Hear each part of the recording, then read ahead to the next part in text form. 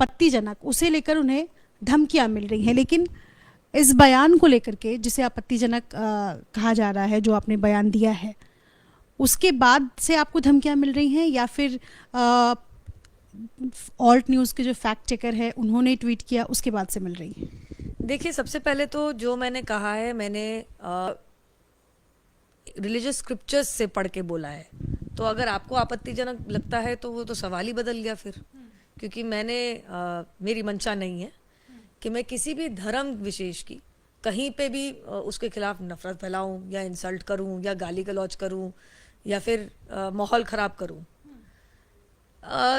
जो लिखा है वो मैंने बोला है, और अगर वो कहीं गलत है तो मैं, आपको आपत्तिजनक लगता है तो फिर वो तो मैं कहूँगी कि मैंने तो नहीं लिखा और मैंने अपने मन से भी नहीं बनाया।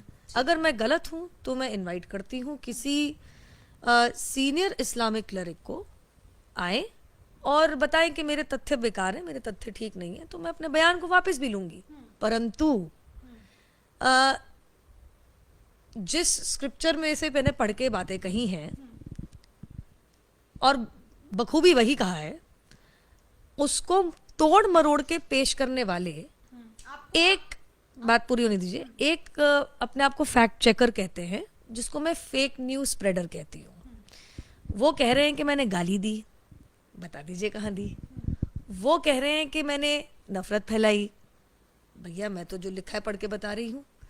वो कह रहे हैं कि कहीं ना कहीं मैं माहौल ख़राब करने की और एक तरीके से हेट स्पीच टाइप कर रही हूँ।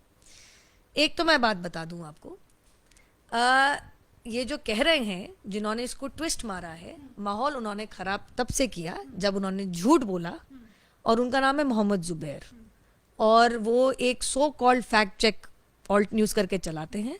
मैं उन्हें फेक न्यूज़ स्प्रेडर कहती हूँ कि जैसे मैंने उनसे पूछा कि आपने पूरी डिबेट क्यों नहीं अपलोड करी और आपने सिलेक्टिवली हेविली एडिट पोर्शन क्यों अपलोड किया, तो जवाब देने की जगह और फैक्ट चेक करने की जगह मुझसे कहते हैं कि जिस अन्य चैनल पे गई थी उस पे धर्म संसद की वीडियो अपलोड कर लो।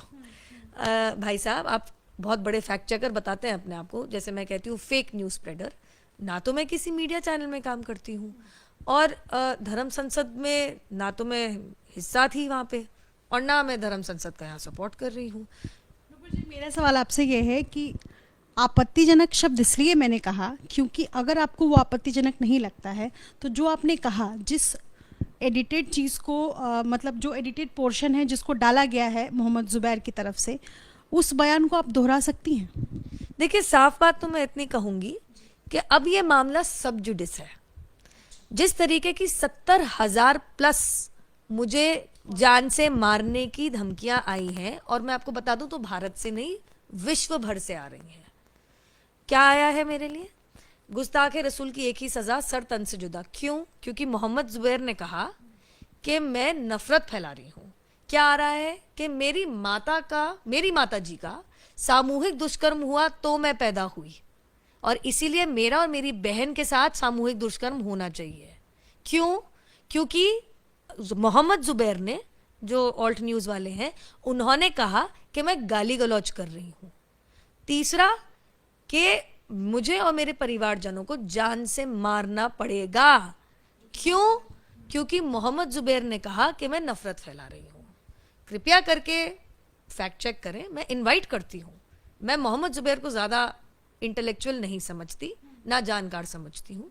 मैं इनवाइट करूँगी कि कोई इस्लामिक क्लरिक आए। देखिए, हम लोकतंत्र में रहते हैं, ये जगह सिविल डिबेट की है। अभी मुझे कुछ थ्रेट्स आई हैं जिसमें मेरे बलात्कार के साथ ये कहा गया है कि हमारे कृष्ण भगवान तो सामूहिक बलात्कारी थे, फोटो के साथ आया है। अब कृपया करके मुझे बताइए, मैं या किसी के भी नाम मुंह से आपने सुना है कि भैया जान से मार दो, बलात्कार कर दो? सुना आपने किसी के मुंह से? जिस तरीके का ये टारगेटिंग चल रही है, जिसमें करीबन 1 लाख मैसेजेस 70,000 बार पढ़ चुकी, मैं मजाक नहीं कर रही हूँ। अब तो 80 हो गया होगा कि मैं परेशान होंगी, कितना फॉलो कर लूंगी सोशल मीडिया पर, फोन कॉल।